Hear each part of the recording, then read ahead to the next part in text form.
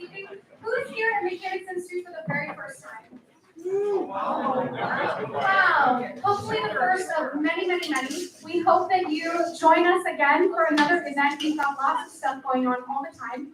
My name is Alyssa Stone. I'm the Senior Director of Programs here at Mechanics Institute, and I'm thrilled to welcome you all, especially some of our newbies. And if you've been here before, welcome back. We are happy to have you joining us for this very special storytelling showcase with Rosen and guests from the Your Story Well Told workshops. We can't wait to hear all these fabulous stories. For those of you who are new and less familiar with Mechanics Institute, we are a nonprofit that was founded in 1854. We're a cultural center, library, world-renowned chess program, and events center, like we're doing this evening. We have author events, cinema series, these types of storytelling workshops, writers classes, book groups, and everything else that you could possibly imagine. So definitely come and check us out. We do a free Wednesday tour at noon so that you can check out the whole building. Please join us. Check out milibrary.org for more events coming up. With that, what I did want to mention, we've been having a few wonky issues with our microphones lately. So in case you hear some weird static, just pause and we'll hopefully get through it together. And with that, I am super excited to welcome Rosen. Thank you, Alyssa. Thank you. Welcome everybody to Mechanics Institute. Yes, I am Rosen. What is your name? Wow. I never quite had that reaction before. Usually there's like most people like say what their name is. There was like a full row. What is your name? That was the predominant sound. Well, it's nice to meet you. So let me tell you a little bit about what's going on tonight, what we're going to be doing, who I am, and what this is. I run a series of workshops, classes, and various things that kind of help people tell their story in different ways. I myself am very interested in storytelling. I host the Moth shows in the Bay Area, and I have really just kind of absorbed not only like the craft of storytelling, but just the community that it's created. And you are now part of that. So this is your first storytelling. This is everybody's first like storytelling event. A few, yeah, about okay. Maybe that's the correct response.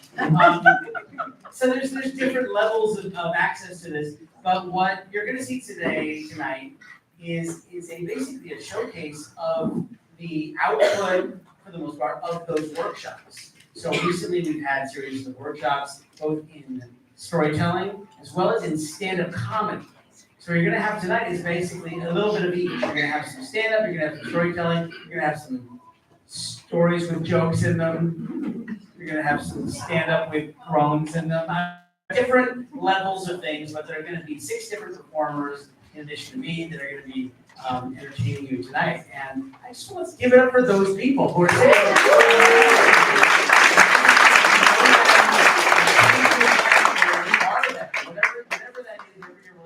Maybe you don't know them at all. Maybe here who doesn't know anything of the show, who's just here just to see what's going on. There's no hands. So Lots of hands. Awesome. So it's funny when I think about the storytelling in my own life.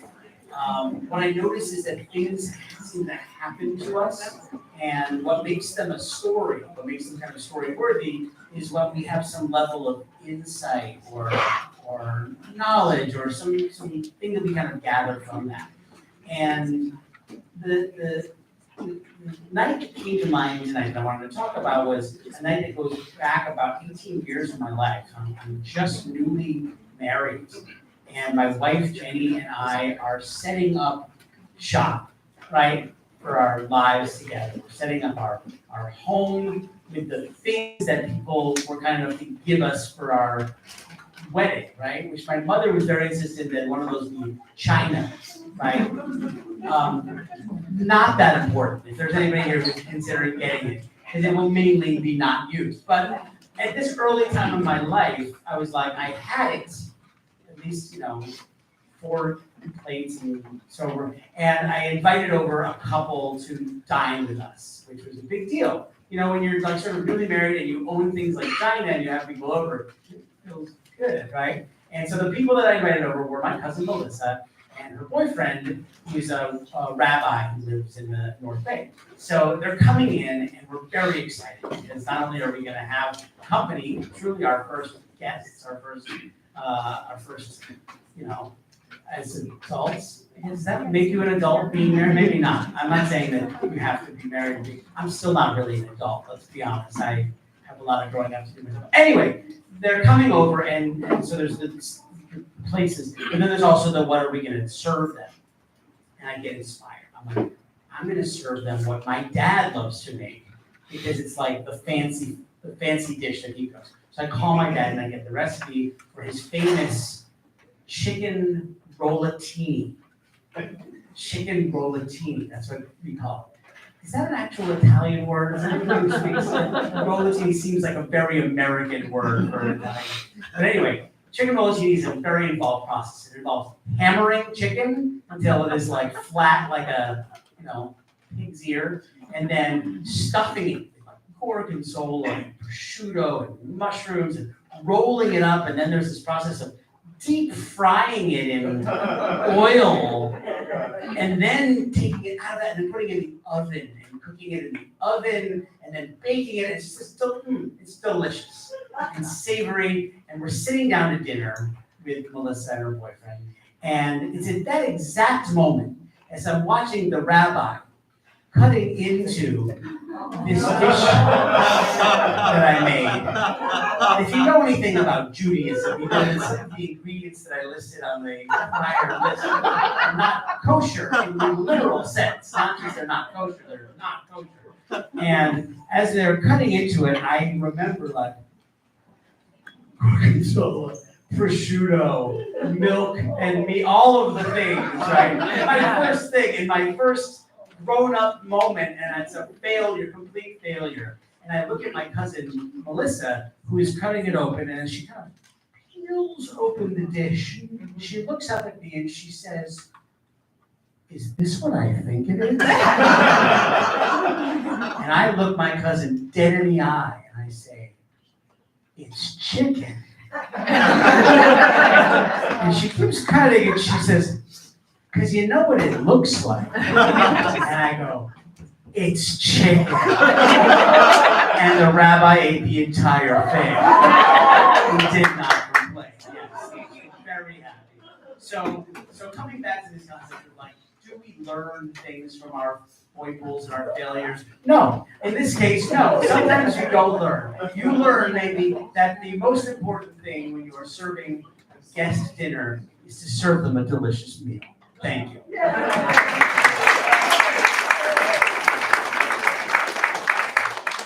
All right, so are we ready for the show? Yeah. First of all, I know that I'm not for the thank part, but give it up for the Mechanics Institute. I also want to just mention that there is not going to be an intermission, so it is okay, like especially in between the acts. If you need to get another drink or snacks in the back, don't feel bad. Just go ahead and take care of that. Okay. Are you ready, my friend? Fantastic. Should I tell them that it's your first time in the drink? Okay, I'm not going to tell them. Okay, this is a very experienced stand-up comedian who is doing this for the umpteenth time. He's done it so often that he's lost count. Please welcome to the stage my good friend, Yuri Odorny.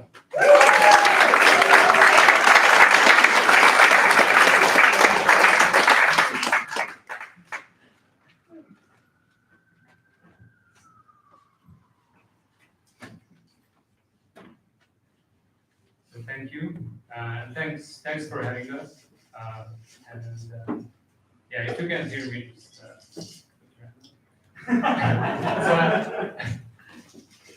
Speak up a little bit. Okay, is it better? Yeah. Excellent. So I actually checked out the website, the Mechanics Institute, and I saw that the term mechanic is used to be standing for maker back in the day. So it's pretty cool. And the tie-in is that I almost became a maker of houses myself, an architect. But what happened was, it turns out architects are pretty scary. They use razor blades to get rid of unwanted lines.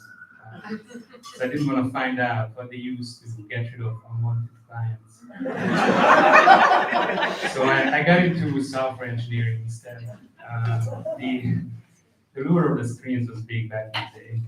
Used to have these CRT monitors. Back in the day, it used to be an engineering term, CRT. Cathode ray tube, double the radiation, double the fun. And so we had so few pixels that I could count them. 160 times 100 pixels, 16,000. It took me a while to count them all, but it was worth it because they came in 16 colors. Yeah. There was already AR, VR back then, and I was already into it. It was much different then. AR was auto redial. VR was voltage regulated. Otherwise, we're pretty normal people, engineers. We're not much into fashion, but we like play a lot. There are a lot of play, probably because of the right angles.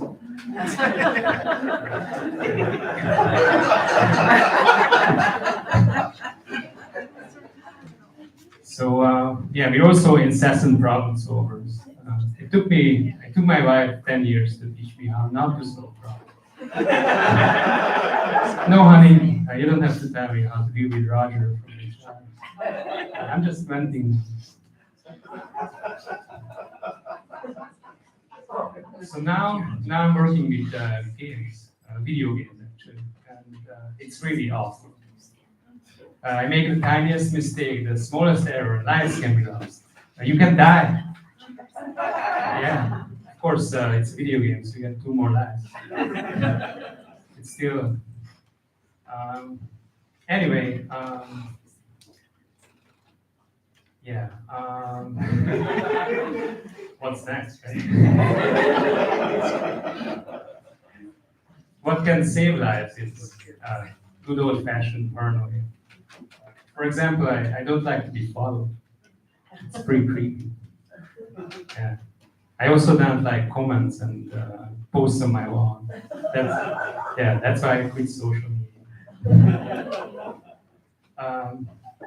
Speaking of paranoia, have anybody had those webcam shields, those foam cam things that cover up the?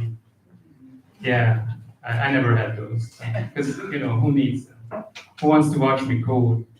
Make the faces, or when I make a phone call, who wants to watch the inside of my ears? What we need though is microphone plugs. We have to plug them in because they're listening. The other day I come back from the store and I'm complaining about a flat tire to my wife. Next thing I see my search results is tire ads because they're listening. The following day I complain about not sleeping quite well because the tires blew them off the budget. And the next thing I see is sleeping pill ads because they're listening. And did you guys know that loss of sleep causes indigestion? Yeah, I didn't know that either, but the Gas X ads told me. They were listening back. So okay, I'm done in the bathroom. I put away my phone, but there's no soap. What do? There are germs in it. Holy crap! Thankfully, I remember the Bounty ad. They show this guy wash his hands, uses a towel on the right hand for some reason, puts it under UV light, it glows green like it's radioactive. Uses Bounty on the other hand, puts it under UV light, it glows 30% less. I learned a very important lesson from those ads. Never look at your hands under UV light.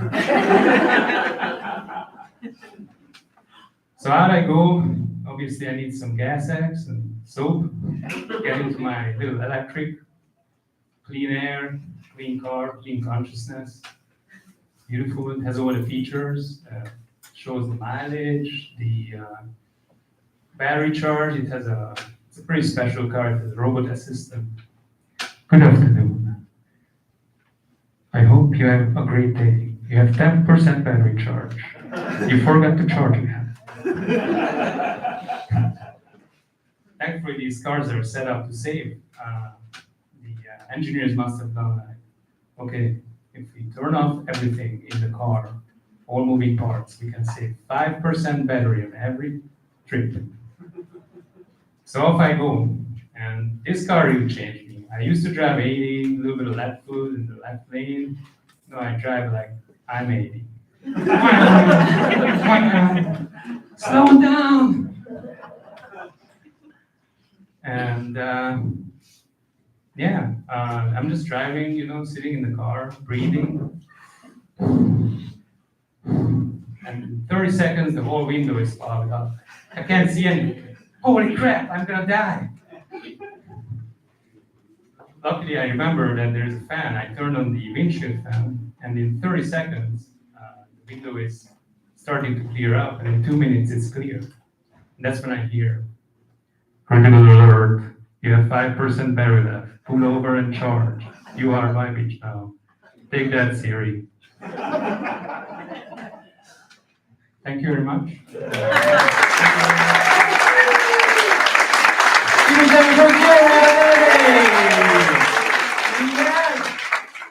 Fantastic. Okay, spoiler alert, that was his first time ever. Give it up again. Great job, dude. That was so good. Awesome. So, all right, we're going to move the show along. We have our next act coming up, and it's really a thrill for me to introduce this person because it's somebody that I've known in so many phases of my life. I think we've known each other for more than 25 years. Yeah. And so getting to know him through storytelling and stand-up has been just an amazing new chapter in our friendship. And so please welcome to the stage my good friend, Ian McCamey.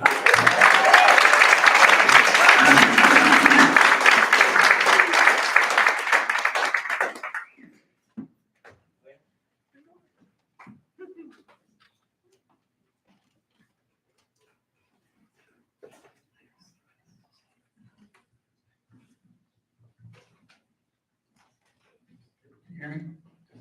Yeah. So when I was in high school, I worked at a fish and chips restaurant in Seattle. It was called Fish Bowl. It was a mom and pop restaurant that had been in the neighborhood for about 30 or 40 years.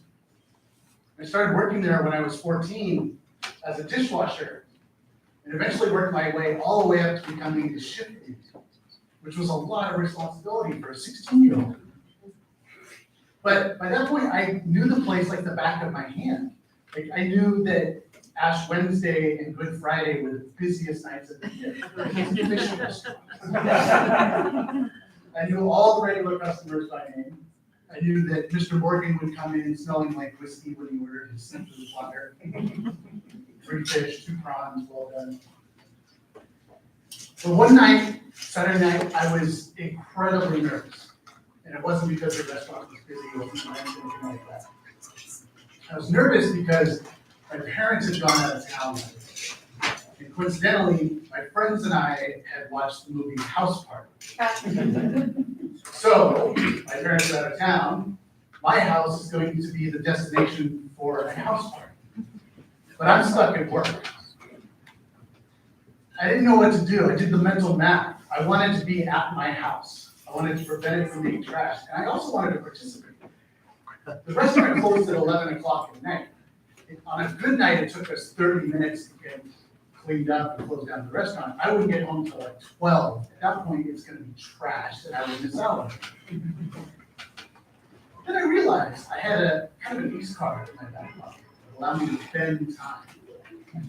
It was the last Saturday of Pacific Standard Time. So if you're on the West Coast at 2 a.m., you're gonna set your clock for 1 hour. And my 16-year-old brain thought that was pretty arbitrary. Why 2 o'clock in the morning? So I told my coworkers, here's what we're gonna do. At 10 o'clock, we're gonna shut the restaurant down, move the clocks forward, problem solved. They went along with it, they were fine as long as I signed off on their time card. Big man of responsibility, I said yes. So we rushed through all of our cleanup duties. Out the lights, set the clock forward, drove away at 11:15, 10:15. I'm racing home in my beat up VW Rabbit that has like one speaker. I'm listening to like Milli Vanilli or Heavy in the Boys or something like that. And I'm having visions in my head of like cars parked on the lawn when I drive up and streams of toilet paper coming out the window like a John Hughes movie. When I get there, nobody's there, except for my friends, a small circle of friends. Turns out we weren't cool enough to have a house party. But the evening ended up pretty cool. I went inside, we sat down, we watched something on VHS, ordered pizza, and had a good night. The next day I drove into work to get my paycheck, way before direct deposit. Going to the break room and my boss hands me the check and he says, "This is your last check, you're fired." And I'm looking at him and I can't figure out how he knows because my coworkers would not have ratted themselves out. And then he says, "Mr. Morgan came in at 10:30 last night, asking for his seafood platter. 3 fish, 2 prawns, well done." I tried to explain my rationale of daylight savings time, which I thought was pretty amusing. But then he lectured me about the responsibilities of employment and how I risked the reputation of the restaurant and cost him an hour's wages. I was 16, I wasn't gonna fight it. I told my mom that I was fired for like showing up at work too many times late. I couldn't tell her the truth because then she would know that I had friends over.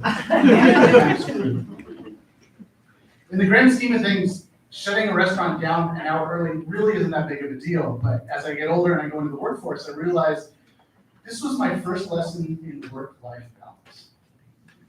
And I'm unemployed right now, and so I'm actually doing a lot of screening calls with recruiters and hiring managers. And when this topic of work-life balance comes up, I tell them, well, I promise not to shut your business down an hour early. Nights and weekends belong to my family and my friends.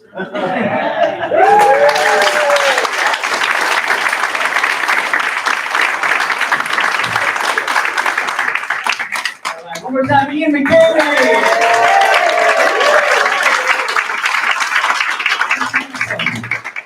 And I totally can do that. Raise your hand if you ever worked in fast food. Yes.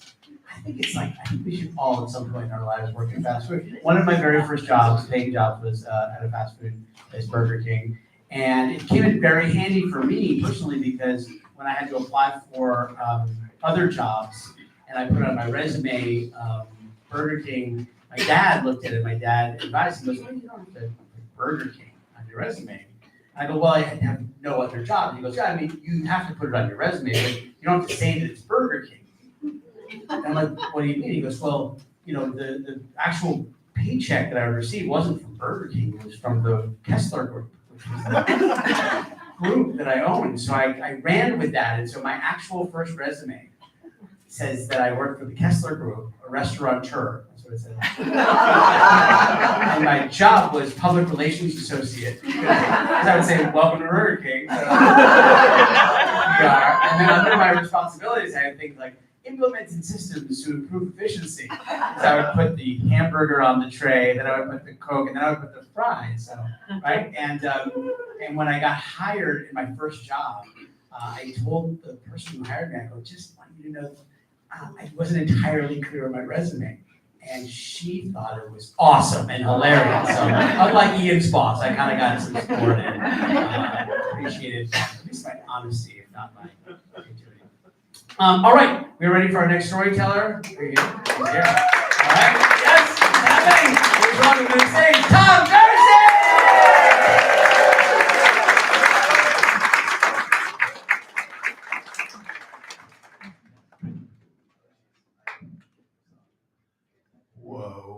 Okay, this is good. Hi, everybody. I can't believe it. Look at this full room of people. All these people showed up. Wow. Okay. So I'm under the ground in a cave in my fancy dress pants. Tom, why are you so comically overdressed? I know, right? Well, I had gone to this house in Santa Cruz for a party, but nobody was dressed for a party. And it all ended with my friend Josh telling me, hey man, sorry, there's no party tonight, but a bunch of us are gonna go in the caves. Do you wanna come? And that's how I end up here in a cave in these awesome pants I just got at Rolo. Trying to not get them too messed up, totally outside my comfort zone. But it's all okay, because I'm here with Josh. Josh, who I hadn't seen for 2 years since college, and who I hadn't realized how much I was missing till I saw him earlier tonight. And he makes it all okay because he's so funny. Even in a cave, he is funny. And he also is making it okay because he's large, like me. Not like the other folks we're here with who are super slim and trim. So if Josh can make it through this cave, I probably can too. So we are 5 newbie spelunkers following this leader guy in kind of a single file line with our headlamps shining on the rock going through these little rooms. Now, rooms is a funny word, right? Because, I mean, they're not rooms. They're these like cavities under the ground made out of rock, a regular shape. We can stand in some of them. Others we're going to duck down. And a room might have like more than one way to get out of it. But somehow leader guy knows the way to go to take us deeper underground. It's a wild place. Like, who even knew this existed? And who even knows that we're here? So we're doing this for like 10 minutes, going along, and then I realize, where's Josh? He's not behind me anymore. Oh yeah, he left. What? Yeah, he got freaked out at the start or something, and he turned around. Oh my God, I've been so like preoccupied with keeping up and with keeping my pants clean that I didn't notice Josh was bailing. Okay, and yeah, well, Tom, why don't you just go out and get him? Well, I can't go get him. I get completely lost. There's no way I can find my way back out by myself. So now I'm stuck in a cave with Josh's lanky friends. They're nice, but we're continuing on. So, okay, 30 or 40 minutes later, we end up in another one of these little rooms, and at the end of it, it has an opening that we got to go through that's shaped like a slot. It's kind of a very wide horizontal slot near the ground, about 5 feet wide, but not too tall. And our leader guy, he leads, he goes right in there. The slot just eats him up like a piece of oversized mail. And then the next guy goes, okay, and now it's my turn. And I'm the biggest guy here. And I don't know, my rib cage is weird. My rib cage is bigger than most people. So I'm looking at this slot, but okay, I get down on all fours. I stick my head and arms into this slot. Oh, geez, it's dirty in here. My pants. It's all right. I get myself into the slot. I'm going to do this. I'm on my belly. I'm writhing like a snake. I'm just wriggling, and I'm doing it. I'm making it into the slot until I get a little bit stuck. So now I'm kind of stuck a little bit. And I realize, okay, to go further, I'm going to have to let out just a little bit of air. Tom, that is a crazy idea. Do not let out air. I know it's a crazy idea, but I remember thinking, well, I could instead just have the people behind me pull me out by my feet now, and we'll be done. But then the evening will be over. Okay, I let out a little bit of air. And it helps. I'm able to move forward a couple more feet. I mean, I'm just inches at a time. I'm using my fingers to scrunch and pull myself forward. It's great. But now it's really snug. Like, I could not take a full breath if I tried. It feels like I'm wearing a rock jacket at this point. And you could not pull me out by my feet at this point. And in my pants, I no longer give a damn about my pants. And I feel this wave of panic just rush through me, just completely take me over. Gotta push that aside. And that's followed by this wave of utter hatred for the situation, for everybody who put me here, for everybody. I hate them. For myself. But that's not gonna help me either. And I realized I just have to like get focused and really still. And I don't feel like I have any other choice. So that's what I do. I drop down into this really weird, hyper-aware state where I am noticing precisely where the rock and my body are meeting. Lower right rib cage, rock poking in. That's the place I'm stuck. I shall breathe very specifically, very minutely to shape my rib cage around the rock. That's a weird idea, right? But that's what comes to me, and it's what I do. I'm like, okay, I'll just do that. I don't know. And it helps. Somehow I'm able to go forward. I mean, we're talking millimeters. I'm really just pulling like this, but it seems like it works. So I try for the next sticking point, and a few more millimeters, and a few more. And in this way, I am making my way, like through this channel, this like rock birth canal. I'm becoming one with the rock. And I don't know if it's gonna get so small that I won't be able to continue. I don't know if I'm gonna let out too much air and not be able to breathe. So I'm feeling really, really alone. And I remember getting this image, this clear image of my mom being there. Weird. And then I realized in that moment, wouldn't matter if somehow I teleported her here. She could not help me. I am completely alone. I realized I might die in here in my new pants. And I just like stop for a bit. I just rest my cheek on the cold rock. I remember thinking about earthquakes, but I keep going, and this goes on for some time, millimeter by millimeter. But then I notice the moment when it starts to open up. I can't believe it. The slot is opening up. A minute later, I'm out of that thing. I'm standing. I'm breathing. I'm still underground, of course, and I'm definitely a little shell shocked. But the relief is just flooding through me. It's amazing. Never had a feeling like that before. And we're underground for like 2.5 hours that night or so. And finally, we emerge into the Santa Cruz night.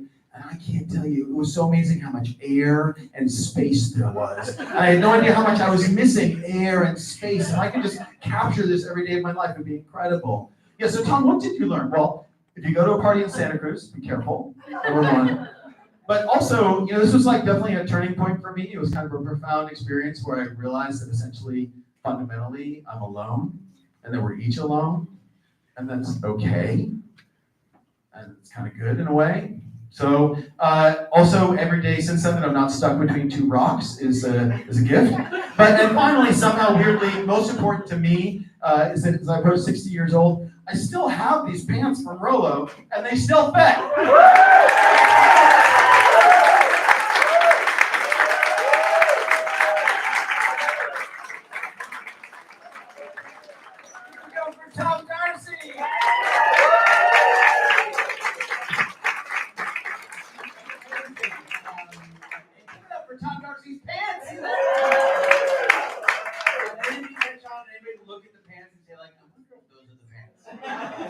For those of you who didn't, I'd like you to maybe after the show, take it in, appreciate, and take it in. Beautiful.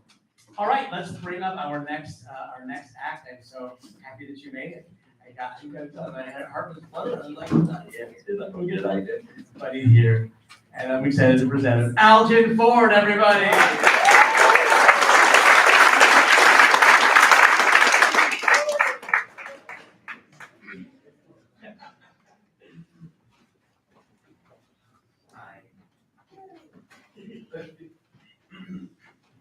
Well, I've done some writing before, but never in my life any comedy. Never in my life any comedy. So, I was actually born in the same right on Moth Hospital there in Grove Street. So, and I was the firstborn from my family in California. And so, everyone else we migrated from Baton Rouge, Louisiana. And so I'm typically known as the California cousin. I go back and visit them a lot. So it sounds like nothing. California, Louisiana, but my experience has been two diametrically opposed universes. Like a few, just to set the tone for Louisiana, my cousin might say something like, yeah, man, at Hooters, they got some good wings. Or, I just ordered dinner. You can give me some extra. Oh, wait a minute, my favorite. You know what, man, every time we go out, I hate when guys say, I wish I had my nine. I always bring mine. You ready to go to the club? So, being from California, they asked me, a big topic of conversation. What do you like to do, cuz? And I said, well, typically, I wake up in the morning, and the first thing I do is I meditate to center myself. And I see the eye rolls and pursed lips, and I can only imagine they're saying, help me, Jesus.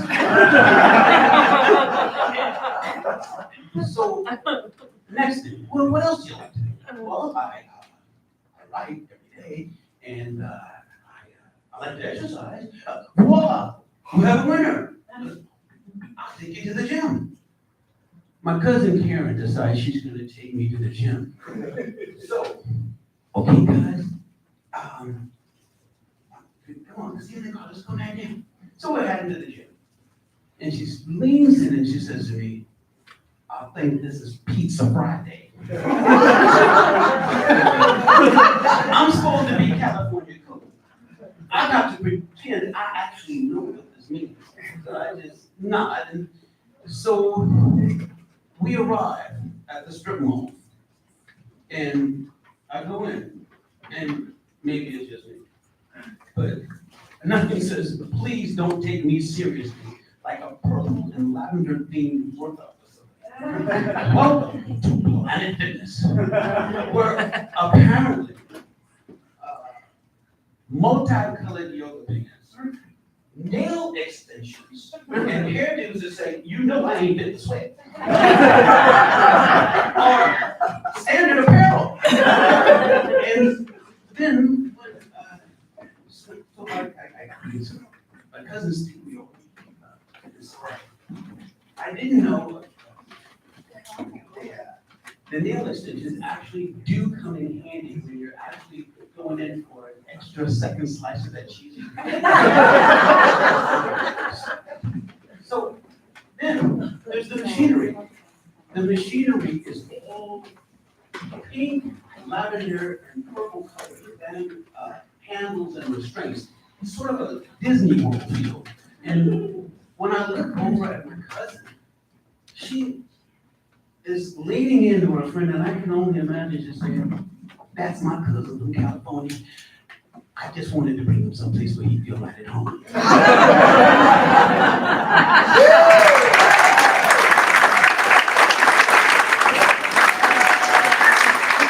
Keep going for Alvin Ford.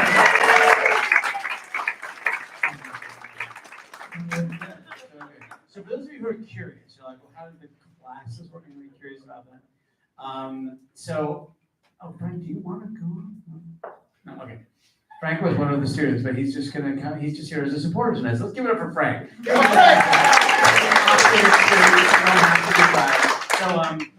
So in these workshops that I've been teaching, it's kind of like for whether it's stand-up or storytelling, the idea is to let it be a place where anybody can work out anything. So if you're experienced, you've done shows before, or you've never written jokes or never performed anywhere, it's a place to kind of try it and learn some of the craft and do it. And I feel like this is part of that experience, right? Like just getting up. So I'm so proud of these people who are doing it for the first time. So one more time, let's hear it for all these guys.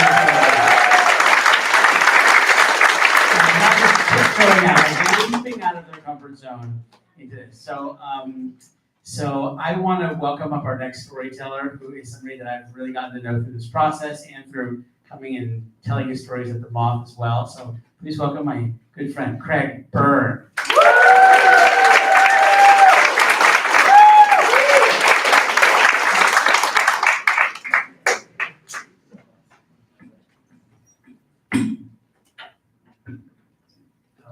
Good. Nice and close. Oh yeah, I want to get close. Oh my God, thank you all for coming tonight. Still, like, so nice. Amazing. So, I'm gonna tell you a story, so bear with me.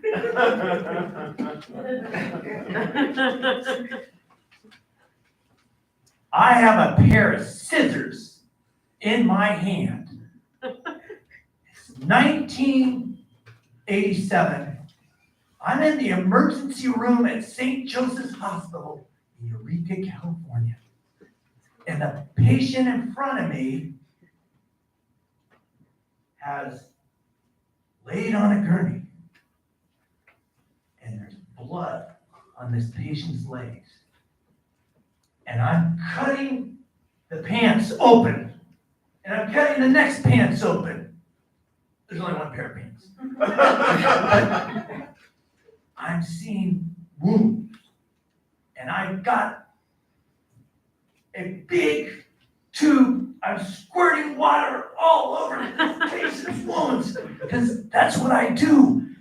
And I'm working to do the best job on a patient that's just been in a motor vehicle accident, and time is going by, and there's noise, and it's chaotic, and all of a sudden, my shift is over, and my clothes they're soaking wet from sweat, from blood, from squirting myself and not my patient's wound.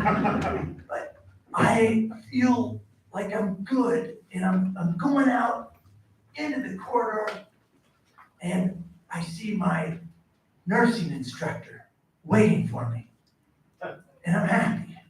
And I walk over to her, and she looks at me and says, "Craig, I'd like to talk to you." "Huh? Good. Yeah, what about?" "Your BO is really a problem." What? Oh my God, I just saved a patient's life. I'm but I'm also on the cusp here. I'm trying to graduate and become a nurse. Oh my gosh, and this is the test. Oh, I'm looking at her. I want to give her my thoughts right now. But no, I want to graduate. So, oh man, I gotta think. She's looking at me. What are you gonna say? Come on. Thank you for bringing this up, I say.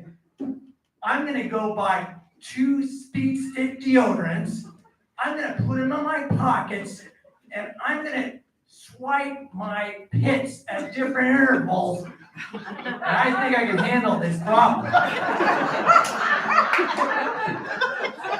She looks back at me.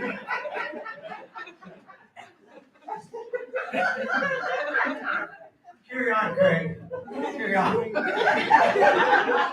Well, to give my instructors the benefit, I actually really like dirt. I feel good in it. I've always felt good. It's just I embrace it. And let me give you an example. When I was in 7th grade, I got the part of Pigpen and You're a Good Man, Charlie. And what I did to get ready for my big performance that night, the family fireplace, I dove in it. Yeah, and I rolled in it. And I had so much ash in my hair and my body, you couldn't recognize me. I was so excited. Well, my life progressed. And soon I found myself actually going to go to college. And I got into the nursing program at Humboldt State. Yeah, but I decided that I needed a goat. A goat? Yes, a goat. I needed a goat. And to get me through this program, I decided I needed a dairy goat. So I went out and bought a dairy goat. And I would go tracing into the barn every morning. And, you'd smell, muck. You smell the muck and straw. You smell the goat poop, and you smell the goat. And, my goat's name was Josefa. Oh, yeah. And it's such an experience, man, to squeeze, the teats of a goat and get milk out of it. If you've never done it, you're missing something like it. So I do that. And then I would go to my nursing classes. And sometimes I was a busy guy. I didn't have all the time to it was early. And I didn't have, so I didn't necessarily have time to take that bath or that shower that maybe some of you guys might have. But I just was in a hurry because I cared about what I was doing. I'd get to the class, then I'd go to the hospital. That's who I was. So that concept of breaking through the clean barrier of nursing. Because nurses, let's face it, you think we're clean. Well, that's not who I I was, and I wanted to be a nurse. I wanted to be a different nurse. You see, I wanted to be somebody else. And you know, people weren't prepared for me.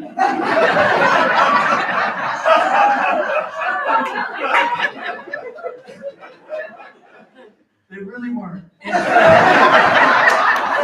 so when I finally crashed through and got this nursing degree, you know, I was a little perplexed because I was like, I don't really fit in.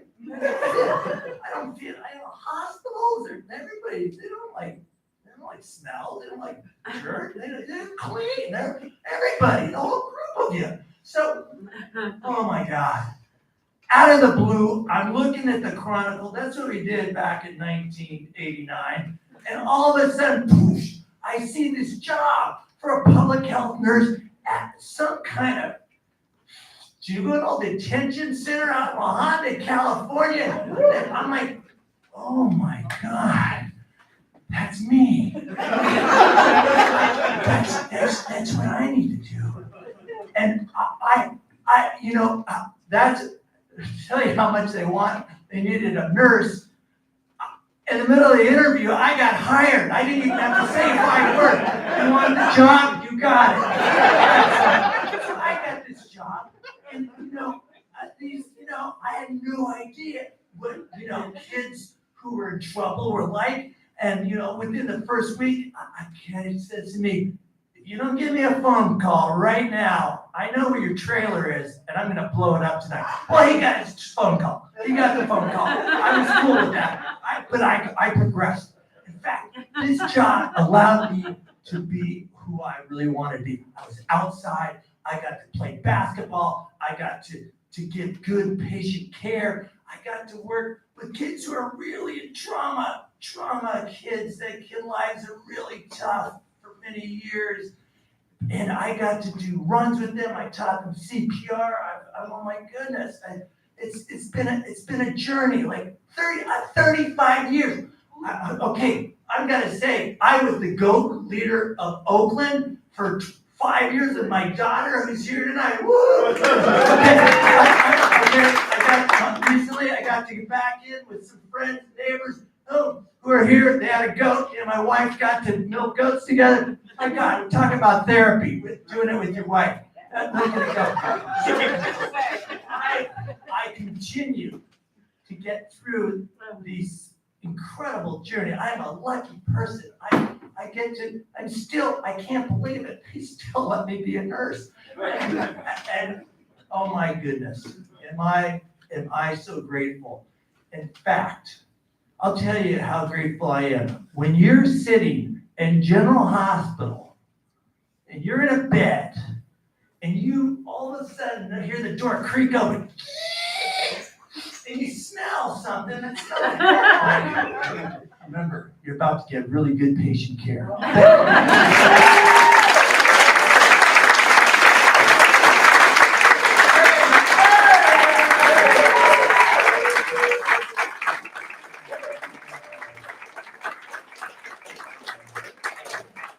a lot of different ways to tell a story, but there's nobody who can right? There is something.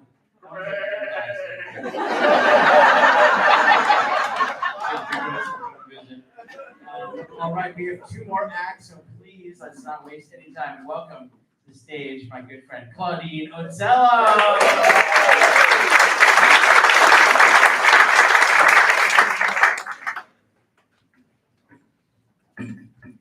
Testing, can you hear me? All right, how we doing? Wow, thank you guys. Those stories have been amazing. A little too good. So now I'm gonna put you to sleep. Well, I'll tell you, nothing shows you what you're made of quite like a wedding. So many baked-in expectations. I mean, so many pitfalls and bad impressions to make, right? In 2003, I was newly engaged, and I went about starting preparations for my own wedding. And a friend of mine had just gotten married, and I was so impressed. She got married in this pale periwinkle dress. silk gown. I'm like, that is smart. If you're gonna spend all this money on a dress, you might as well be able to use it multiple times, right? Where'd you get that dress? And it was from a boutique in Soho. I'm gonna go to Soho. Oh, that's great. I'm gonna fly out to New York. I'm gonna get myself one of those dresses. So, as it turns out, my future sister-in-law was living in Brooklyn at the time, and I was a broke-ass law student, and I was like, that's great. Well, can I stay with you? She offered me her couch. Wonderful. So I made my way to Brooklyn, to her condo. Now, this was not a warm and fuzzy sisters weekend. If I only had 2 words to describe my future sister-in-law, I would say ice princess. I stayed in my lane. I was given the couch, and that's it. Stay out of her way, don't bother her, don't be a nuisance, do your thing, do it invisibly. So it's okay, I'm an independent person. I took the subway to this little boutique in Soho. It was well worth the trip. I found the perfect dress, we were on course, everything was fine. The weekend's wrapping up, my flight is the next morning. And living out on her couch for a few days, I was in constant contact with her cat, who was like all over me, and I started getting congested, and I couldn't tell if I was allergic to the cat, or if I was coming down with a cold. Just couldn't understand what was going on, but whatever it was, it kept getting worse. And I couldn't have thought about it being an asthma attack because I hadn't had asthma since I was 10 years old running around on a soccer field, and now I was in my 30s. So really I was like, the options are it's a cold or it's the cat. I couldn't tell. But as the night wore on, it was getting worse. At this point, Ice Princess is asleep, behind her closed door. I'm not on the sofa, I'm on my own. And I think I can't breathe. Don't know if I'm imagining this, but really I feel like it's squeezing and it's so nerve-wracking because I have a flight to catch in the morning at 10, and I think I'm not breathing, and I think if I die, I'm definitely not making that flight. What is going on here? Okay, I'm definitely not breathing because now I'm like, I'm not breathing. I think I need to get to the hospital. It's 2 a.m. now.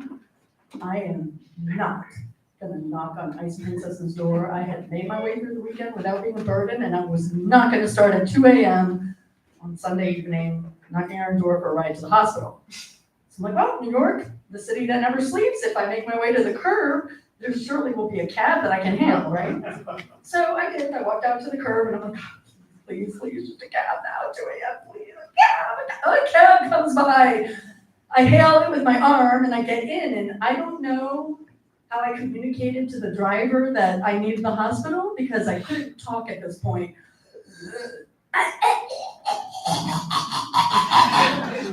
Wow, this guy was perceptive. Right to the emergency room entrance. Woo! Thank God. So I made it to the hospital. I walked through the doors, and my golly, there were some angels on duty that night. They did not throw a big clipboard of 1-inch paperwork at me. They did not ask me for my ID. They grabbed me and took me right to a wall of albuterol machines that were attached to the wall and sat me down. At this point, my oxygen is at about 1%. They put the mask on me and sweet relief. Oh, did I dodge a bullet there? Woo, I'll never forget that feeling of the albuterol entering my airways and just opening up and allowing the breath back into my chest. And what a relief, okay? I'm not gonna die tonight. Great. Now I'm really all of a sudden well enough to panic that I had a 10 o'clock flight to catch. I'm sorry, I need to get the heck out of here. Excuse me, nurses, you just saved my life and now I need another big ass. I gotta get the heck out of here, I have a flight to catch. They held me for about, 4 or 5 hours, but luckily it was early enough by the time that I left that I took a cab back to the sister-in-law's condo and I managed to slip in before they were even awake.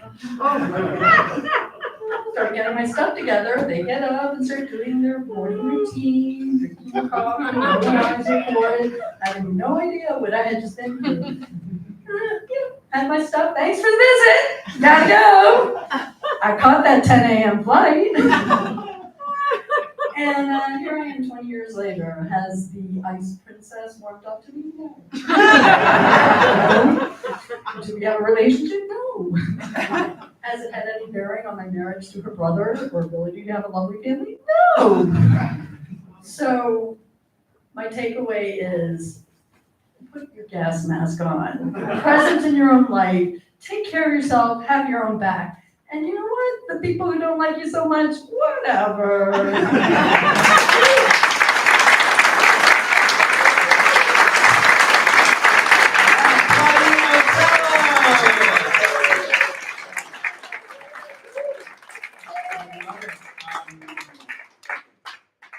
wasn't an intentional theme of breathing and hospitals, that just emerged in the show. But I felt like in both your story and times where there was like people that were like deep breaths at key moments. We were kind of empathically channeling your story. Okay, great job, great story, and thanks for sharing it. Are you ready for your final act of the night? I'm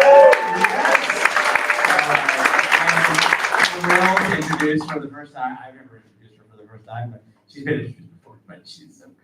And please welcome to the stage, Haley Donovan!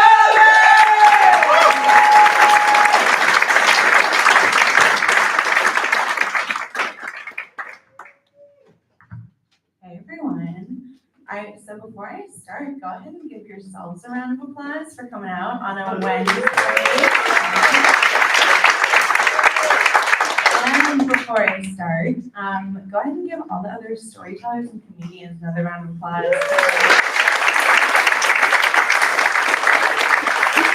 I was in my seat right there and I could feel my lungs like contracting along with all the other storytellers, and that was phenomenal. So, and then last but definitely not least, the person who put this all together, who nurtured us towards this fun time. Give it up for Corey.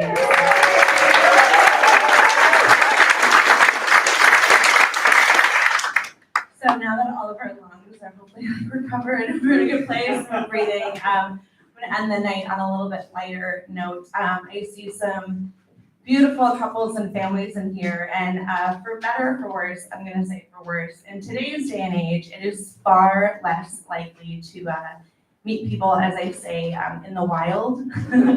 So, content warning for today's show, or for today's segment, it's gonna be a lot about the mystical world of the apps. So, brace yourselves. But make some noise if you are so happy that the winter is over. Like this winter was brutal. Flooding, atmospheric rivers, potholes, and so many bad dates. I lost track of how many bad dates I went on. In fact, some of those potholes I drove over had a more lasting impression on me than the dates did. It was like a pothole really knows how to take control. The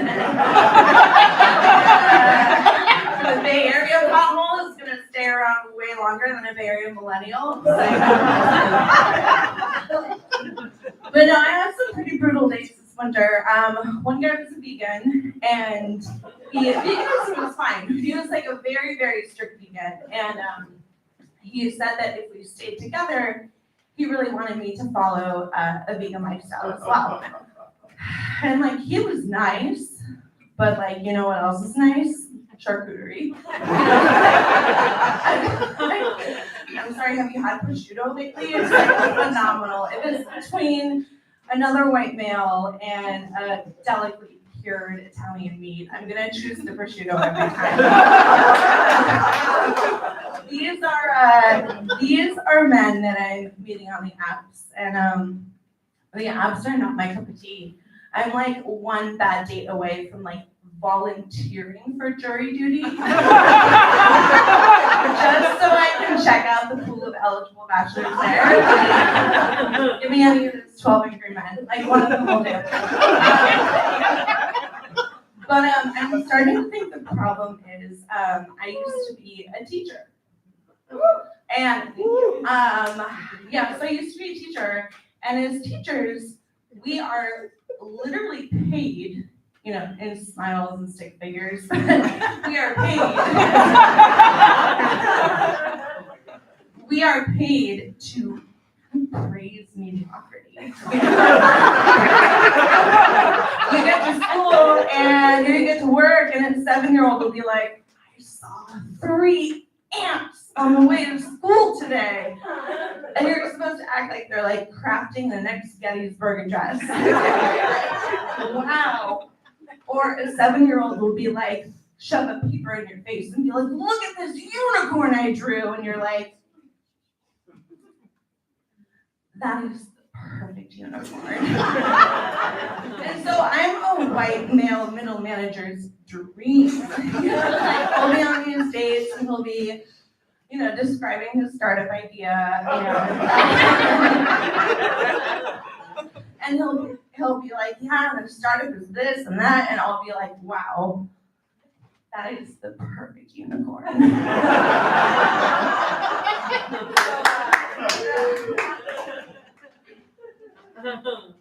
For those of you not in the biz, a unicorn is a startup that's valued at over $1 billion. And I personally think that like a glitter horse with like a horn, like Grant's wishes, is like way more impressive than a bunch of white dudes like running around and like circling back. But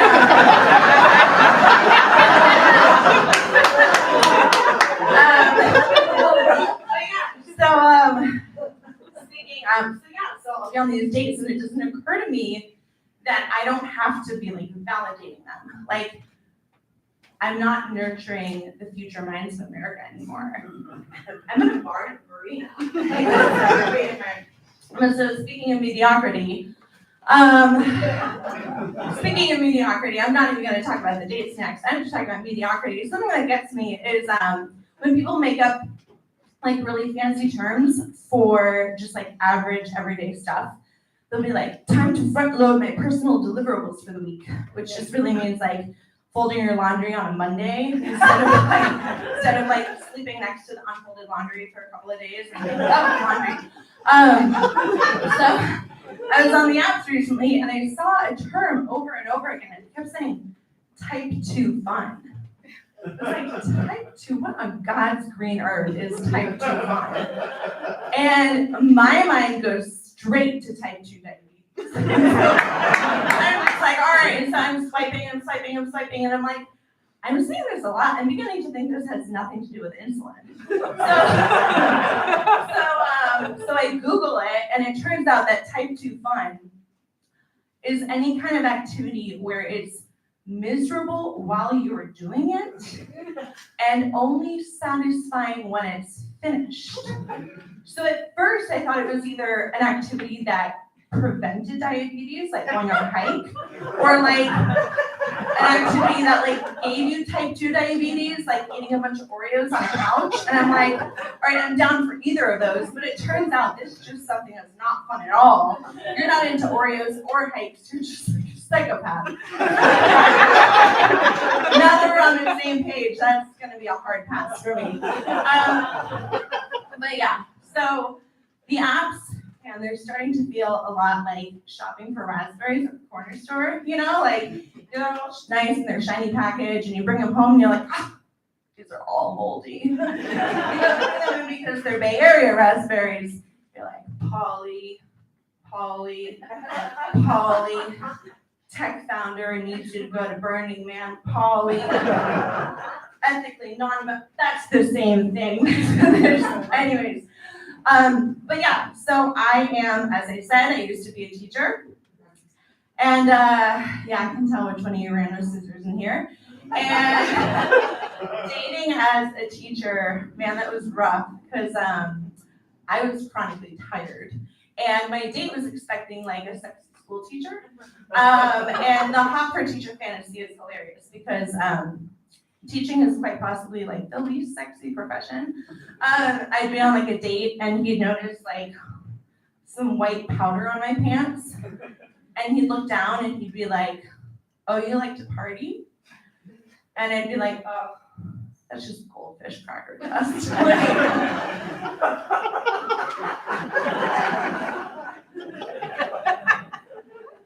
algebra and snack time. We like to go hard. But yeah, so, and then, I mean, giving instructions in bed, like, forget it. We've been giving instructions, like, all day long. Figure out what to do. Don't make me write an email home. Like, dear Mr. and Mrs. Collins, like, Jimmy had a tricky day today. Please talk to him about taking turns.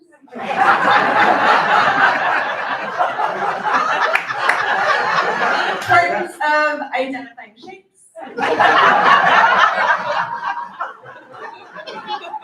And why we practice patience. But no, I am trying to find a husband so I can have a little family of my own. And speaking of children, a lot of women my age are kind of worried about becoming like their moms, whereas I am more worried about becoming like my 12-year-old chihuahua. And like, get into my 30s, like less bladder control, like wildly unimpressed by humans, but really excited by the sound of chips. Or like, you know, heaving a giant sigh after sitting on the couch for 3 hours. Or jumping into bed with anyone who shows me a block of cheese. Cheese is my love language. I mean, technically it is words of affirmation, but a sharp cheddar will do the trick too. But you know, dating in my 30s has started to feel a lot like running the mile in middle school. You know, you show up one day and your gym teacher's like, all right, y'all are gonna take a test. Except it's not really a test. It's definitely not a race. And you're like, okay, you hear the instructions and you're like, all right, that can't be that hard. You start running. You go around again. And you're running. After a while, you're like, man, this is a lot harder. You're like, that last lap felt a whole lot like the one before it. Except it was getting harder. And then all of a sudden, like, your gym teacher, who we'll just assign as your biological clock in this metaphor, who started out being like, ladies, take your time, you're doing great, on like lap 4 is like, come on, you've got 5 minutes left. And then meanwhile, all the boys are like skip galloping along, like talking about unicorns or Lake Tahoe, and you're like, what? You're like, and then you round another lap and you're like, why do all my peers have babies in their hands? And then you round one more lap and you look at your gym teacher and you're like, this isn't fun. And your gym teacher looks at you and she's like, no, baby, you got it all wrong. This is type 2 fun.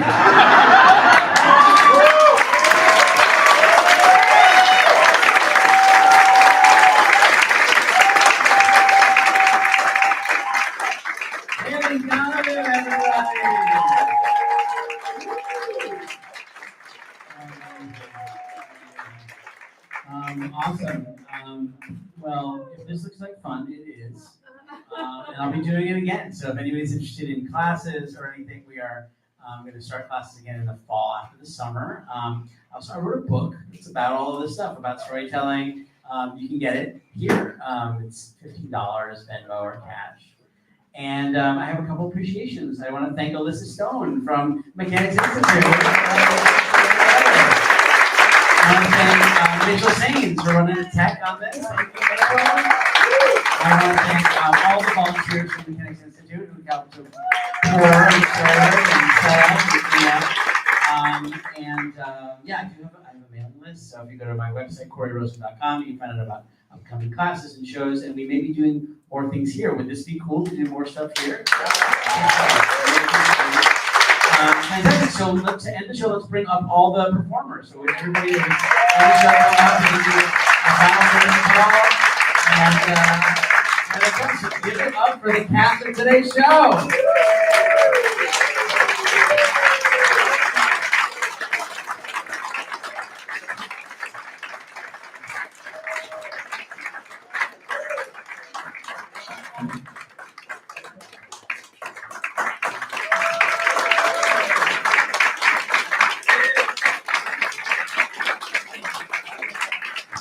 All right, thanks so much, everybody. My name is Rosen. Thanks for coming to the show and have a great night. Give it up for these guys on the way out.